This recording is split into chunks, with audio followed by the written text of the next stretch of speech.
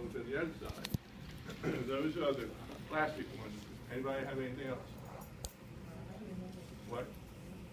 Pneumonia, it might depend on what kind of pneumonia, but what? Okay. What? Bronchitis, where the bronchioles are inflamed. The bronchioles are inflamed, the bronchi are inflamed, possibly the trachea. And so you've got an increased resistance because of the inflammation, etc., in those bronchioles and bronchi. What? Cancer certainly could be. Okay. Depending exactly on what's happening. But I mean, there are various types of lung cancer, etc.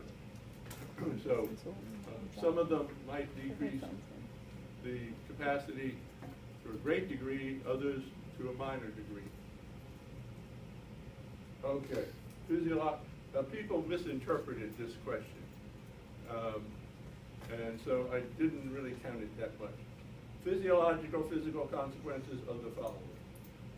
You have a reduced TV. I'm not asking you to tell me what TV means tidal volume. You have a reduced TV. Most of you had TVs around 400 or 500, something like that. But suppose I had a TV of 50. That means at rest, I'm moving 50 mLs of air in and out of my lung. What's the consequence of that? Your tissues are going to get deprived of oxygen. What? Eventually, your tissues, your organs are going to get deprived of oxygen. Not going to put in enough men to not. Okay, so what's the consequence of that? Okay, this is why I think people were misinterpreting this. If I have a TV of 50, I can't walk down this hall. I'm probably in a wheelchair. That's a late stage emphysemic person. If I get the idea that it's going to affect activity, and of course, reduced oxygen into the blood, etc., because you're not moving much air. Reduced ERV. You cannot expel amount of air over and above what you should be able to. What can I do? Build up of carbon dioxide. Yeah. But Exercise. Can't exercise. I can't blow up a balloon. I can't blow out birthday candles, right? Have I got the idea there? If you have very little expiratory reserve, so what? Well, you can't blow up balloons, you can't scream, you get the idea. People get confused, I'm not sure why. Consequence means what happens because of it. Either you can't or you can or whatever. In this case, it's reduced, so it's probably going to be a negative consequence. IRV, reduced IRV. Exercise is out of the question pretty much, right? And of course, vital capacity is the sum of those three. So it comes back to pretty much the exercise, physical activity, reduced gas transport across the lung membranes. So this is basically, you can answer like a general question of all of these readings. You don't have to break them down one by one. Well, that's, I wanted that. That's why I have comments to people. Okay. But people, I could see that people were misinterpreting this question somehow. This is the same question we've asked for a long time. So the idea is reduced activity, okay? But you can take them separately. Suppose you just have a reduced ERV. You might not have a reduced IRV. But if you had a reduced ERV, would you have a reduced vital capacity? Yes, because part of the vital capacity. So any answers you're putting here, corrections, somehow should be a margin or somehow that I know that there are corrections. How might the body compensate for reduction in tidal volume? Some people said breathe deeper. Now, why can't that be an answer? You have a reduction in tidal volume. That is the. Well, if you could breathe deeper, you wouldn't have a reduction in tidal volume, right? You would breathe faster. Because what you want is the amount per minute ultimately going into your lungs. So you would breathe faster. Now, you don't consciously do that. Your brain would make you breathe faster. Why do you think the brain would make you breathe faster?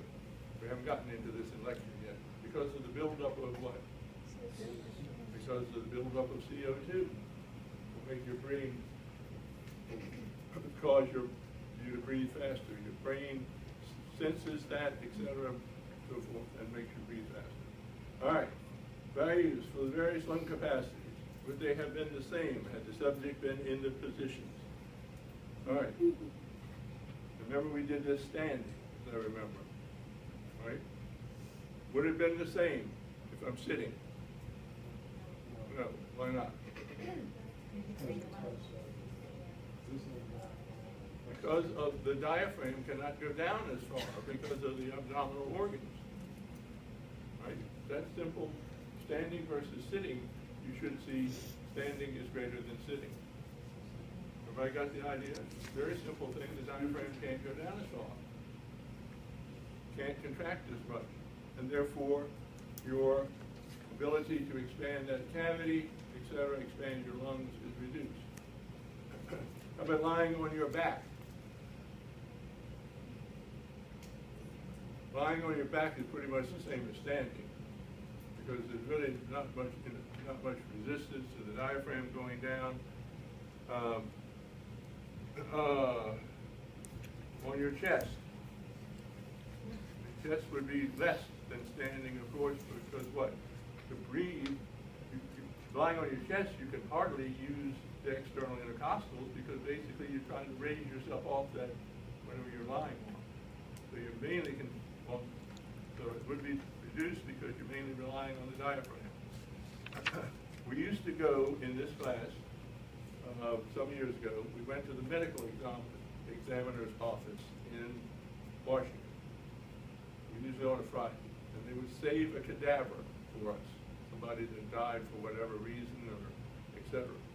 And one year we went and they had this 18-year-old girl that had, about that tall. Okay? Now, except she weighed over 300 pounds. So if we took her, that's your size. If she weighed 300, let's say 300 pounds, would she have problems breathing? Yes. Well, because of the, she had like, I think it was 15, 18 inches of tissue on her chest. So her chest was not like this, it was like this. So obviously that's going to interfere with what? Expanding her chest. Now, she has a tremendous abdomen, all right? That's going to have a problem with expanding the diaphragm because of the pressure against it, and so forth. So, in her case, lying on her back would ought to be, well, might not be much difference between standing, but obviously her vital capacity and inspiratory reserve and all that would be greatly, greatly reduced. Once in a while on TV, there was one on last night about these extremely overweight people that weigh something like 700 to 800 pounds. And it goes through the sequence of the special doctor and getting them on a diet and removing, basically sewing up their stomachs to a great degree. They had one last night. I think the guy started at 700 and some pounds. And he got down to, I think he got down to about 250 in that neighborhood. There was one on earlier in the week. This was in Australia, I think, where they had to use, the person hadn't been out of bed for years. It looked like a big blob. And what? I think so. And they had to get literally they had to tear the wall out and use a hydraulic lift to get him out of the bed and on the stretcher. He couldn't stand up, etc. And over the course of months and months and months, finally got his weight down to some reasonable fact. That person obviously has a hard time breathing. The one last night at least could stand up. The size, well, not the size of the person, but more so the weight of the person is going to affect it. All right, clinical values of measuring respiratory capacity. Why do you do it? That really is what the question is asking. Not what do they equal, but why do you even do it? What? Of course, to find some sort of disorders. At least a preliminary test as what might be wrong with this person. Or is there anything wrong with them?